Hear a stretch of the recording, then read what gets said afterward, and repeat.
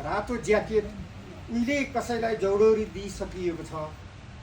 Red book भने यहाँलाई थाहा छ, रेड बुक दराजमा थन्केको त जुगौँ भयो।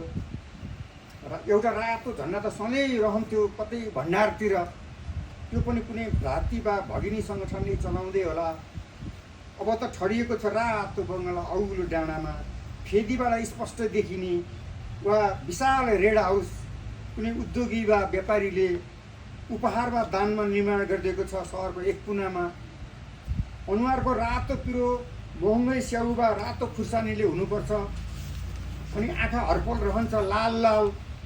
वेदर वा ग्रान्ड इभेन्टले च्यालेन्ज गरिरहन्छन् त के गर्नु।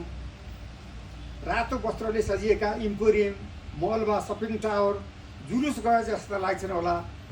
र रातो गलबन्दी गुत्तेका सबै आफ्नै कार्यकर्ता र समर्थक। ए भूतपूर्व रातो मान्छे, तयार छौँ हामी अझै अर्को नयाँ क्रान्तिको बलिवेदीमा होमिन। ए भूतपूर्व रातो मान्छे, तयार छौँ हामी अझै अर्को नयाँ क्रान्तिको बलिवेदीमा होमिन। तिमीलाई सत्ताको आलिसान महलमा चढाएर हामी पनि खाउँला नि रक्त क्रान्तिको आजन्म भत्ता। धन्यवाद।